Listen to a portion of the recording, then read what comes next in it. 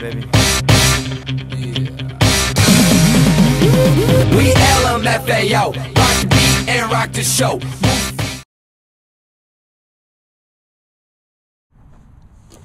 Did you know that Philip Glass was born in 1937, grew up in Baltimore, and was best known for his Einstein piece on the beach and The Truman Show? Did you know that Philip Glass grew up in his father's record store where he discovered Beethoven and other classical masterminds at an early age? No, I didn't know that. Did you know that Philip Glass went to the University of Chicago and Juilliard, but then went to Europe because he was unsatisfied with modern music of America? He then went to study under Nadia Boulanger and Ron Shakur, who was also taught by Thompson and Quincy Jones, and returned to New York in 1967 and formed the Philip Glass Ensemble, 7 musicians playing keyboard and different kinds of woodwinds.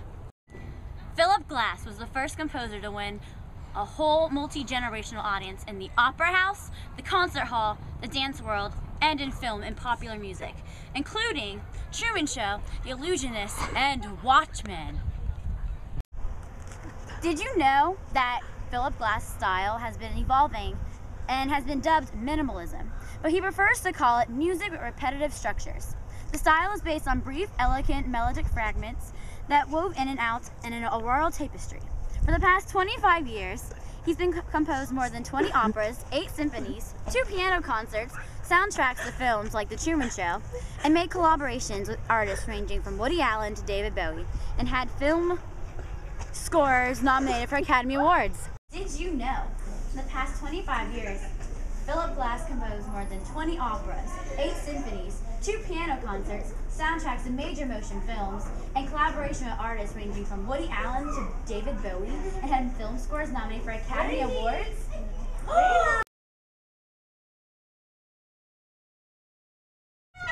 Did you know that Rachmaninoff was born in 1873 and died in 1943? Did you know that Rachmaninoff was a Russian composer, pianist, and conductor, and as a composer, perhaps the last great representative of Romanticism in classical music? No, I didn't know that! Did you know that the Russian Revolution in 1917 forced Rachmaninoff, his wife, and 2 daughters to move to Helsinki in Poland on open sled? He received 3 American contracts, but turned them down. But he decided the U.S. would help him with his financial concerns. Did you know that November 1st, 1918, Rachmaninoff moved to New York City? What? He met pianist Vladimir Horowitz in 1928. Horowitz was a big fan of Rachmaninoff, calling him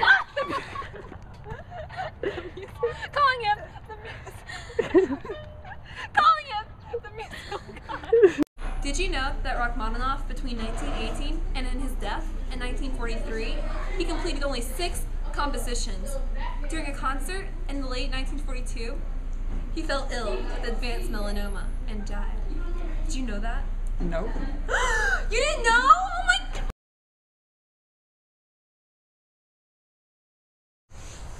Did you know that Dmitri Kabalevsky was born on December 30th, 1904 in St. Petersburg, Russia, and died in Moscow on the 18th of February in 1987?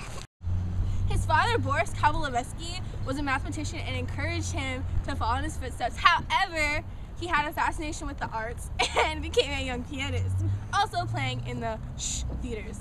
In 1925, he accepted a place at the Moscow Conservatory, studying compositions under Nikolai Kabalevsky, also piano with Alexander Goldenweiser. Therefore, became a professor at the conservatory in 1932. In 1942, he wrote much incidental music for radio and stage. In 1936, he wrote his first opera, Kolas Ruignam, based on the novel by Romain Rolland. It became a huge success. The reason for Kabalevsky's fame lies mainly in his ability to create original music in constrained conditions. He had the ability to entertain as well as being accessible to a wide audience. Much of his choral and operatic work is rarely performed. His concertos, particularly the violin youth concerto and the second piano concerto, are amongst the most well-known works. His music does possess optimism and lightness, lacking in much of the 20th century music. What? Did you know that in his later life, music became more entwined in choral music? In 1962, the requiem was dedicated to those who died fighting in fascism. Wow! Did you know? Kabalevsky wrote for all musical genres. His pieces were all faithful to the ideas of the Soviet realism as well. He is most noted for his vocal songs, cantatas, and operas, while overseas he was known for his orchestral music.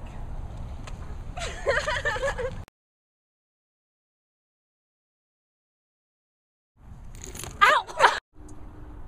Ow! Did you?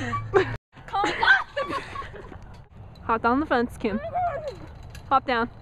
The reason for Kabalevsky's fame lies mainly in his ability to produce original and creative music in constrained conditions.